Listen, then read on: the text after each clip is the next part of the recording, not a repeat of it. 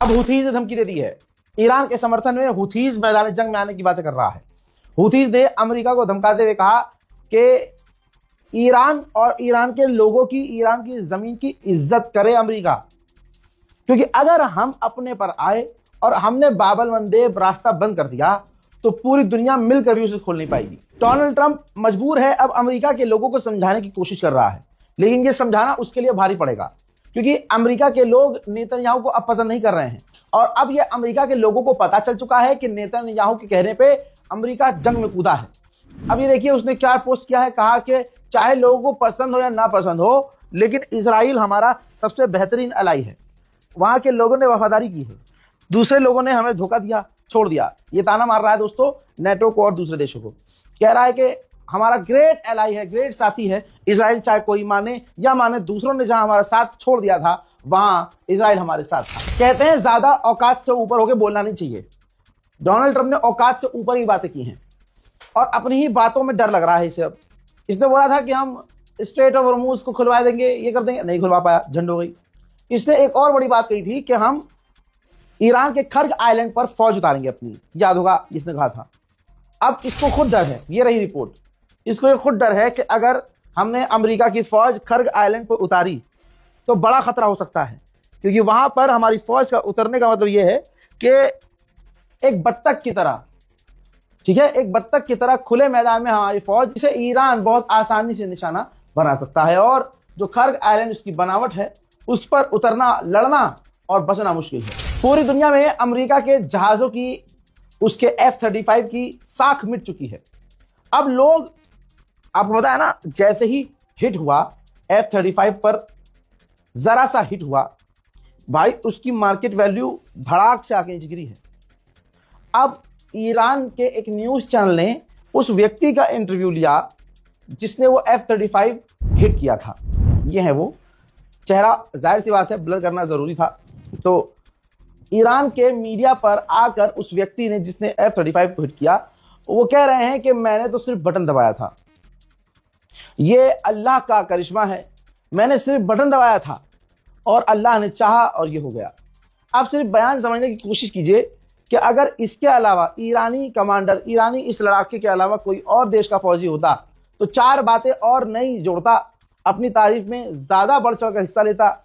लेकिन यहां सामने ईरान है और ईरान के कमांडर, जिन्होंने साफ पूरा का पूरा क्रेडिट इस मामले का अल्लाह ताला को दिया। उधर जानकारी के लिए बता दूं कि साइप्रस में अमेरिका का जहाज हथियार लेकर उतरा है। हालात अब स्ट्रेट ऑफ हॉर्मुज के ऐसे हैं कि ईरान किसी को नहीं बख्श रहा है, चाहे उसका दोस्त हो, जानकार हो, कोई भी हो। हालात ऐसे हैं कि स्ट्रेट ऑफ हॉर्मुज में ईरान की धमकी के बाद चाइना के टैंकर भी पीछे हो गए हैं। भाई इस खबर, जो खबर को बताने जा रहा हूं, इस खबर को सुनने के बाद मजा ना आया तो पैसे वापस। ईरान के टॉप IRGC के कमांडर अपनी मिसाइल सिटी में गए। लीजिए, अब देख लीजिए, ये मिसाइल सिटी है उनकी, और वहां जो उन्होंने बयान दिया है भाई दिल खुश हो गया। IRGC के कमांडर ने कहा कि हमारे पास अभी बहुत हथियार हैं, बहुत मिसाइल हैं, और इस जंग के दौरान हमने भारी मात्रा में मिसाइलें बनाई, ड्रोन बनाए, और हमें पता है, हमारे पास इंफॉर्मेशन है कि दुश्मन के हथियार खत्म हो चुके हैं और वो इतनी जल्दी रिफिल नहीं कर सकता। यही वजह है कि अमेरिका यानी दुश्मन सारी दुनिया से हथियार इकट्ठा कर रहा है। हमने अपने हथियारों को रिफिल कर दिया है और हम दोबारा से मजा चखाने के लिए तैयार हैं। हमने भारी मात्रा में ड्रोन बनाए हैं और इसी दौरान, जंग के दौरान, हथियार बनाए हैं। डोनाल्ड ट्रंप की हरकतों से अमेरिका के फौज और अमेरिका के खुद की, उसकी टीम परेशान थी। खबर यह आई है सामने कि डोनाल्ड ट्रंप खाली ट्वीट कर रहा था, आज भी करता है। डोनाल्ड ट्रंप खाली ट्वीट कर रहा था जंग के दौरान और बड़ी बड़ी बातें बोल रहा था। रिजल्ट यह था कि ईरान बोल नहीं रहा था, लेकिन बजा रहा था अमेरिका को। रिपोर्ट यह है कि जब ईरान ने अमेरिका के 2 पायलट गिरा दिए अपनी जमीन पर, तो डोनाल्ड ट्रंप जो भरमबाजी कर रहा था जो ट्विटर के जरिए, तो उसने बौखलाहट में अपनी टीम पर, फौज के कमांडर पर चीखना शुरू कर दिया और अपने घर में ही चीखना शुरू कर दिया। तो फिर अमेरिका की फौज ने, अमेरिका के एक्सपर्ट, वॉर एक्सपर्ट ने डोनाल्ड ट्रंप को वॉर रूम से दूर रखा, ज्यादा जानकारी देना जरूरी नहीं समझा, क्योंकि उनका यह मानना था कि ट्रंप जितना इम्पेशेंट है, यानी वो जितना बेसब्रा इंसान है, इससे और चीजें खराब होंगी। वो ट्वीट पे ट्वीट करता रहेगा और वहां दुश्मन बौखलाएगा, और अगर उसने और बड़े हमले किए तो हमारा नुकसान और बड़ा होगा। उधर गुलाबी सुअर ने कहा कि ईरान ने वायलेशन किया है डील का, स्ट्रेट ऑफ हॉर्मुज बंद करके, लेकिन डील होने वाली है, चाहे वो डील प्यार से हो चाहे सख्ती से, होने वाली है।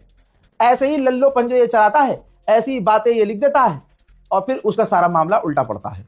डोनाल्ड ट्रंप को कोई तो समझाए कि अपनी जबान अपनी लल्लो पर कंट्रोल करे। अमेरिका की पूर्व उपराष्ट्रपति कमला हैरिस ने ऐलान करके कहा है कि डोनाल्ड ट्रंप ने ईरान से जंग इसलिए शुरू की ताकि पूरी दुनिया का दिमाग एप्स्टीन फाइल से हट जाए।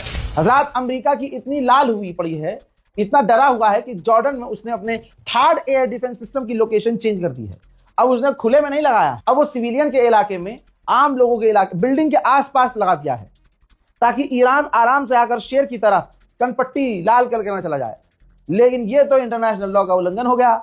अपने हथियारों को जनता के बीच तैनात करना, ये कहां का इंसाफ है। हजरात, 2 और टैंकर, अभी खबर आ रही है, स्ट्रेट ऑफ हॉर्मुज की तरफ बढ़ रहे थे। ईरान की धमकी के बाद वो भी वापस मुड़ गए। हजरात, लीजिए अब रिपोर्ट पढ़ लीजिएगा। ईरान को टेबल पे लाने के लिए पाकिस्तान ने जो बात है बहुत मेहनत की है, बहुत घिसा है। खबर ये है कि अब पाकिस्तान की हिम्मत टूट रही है, पाकिस्तान निराश हो रहा है, क्योंकि जो ईरान है ना, वो टेबल पे अपनी शर्तों पे आने को तैयार है। सामने से वो कोई भी शर्त कमजोर नहीं कर रहा है अपनी, यानी किसी भी शर्त से कॉम्प्रोमाइज नहीं कर रहा है, अपनी किसी भी बात को, किसी भी पॉइंट को, किसी भी मुद्दे को छोड़ नहीं रहा है।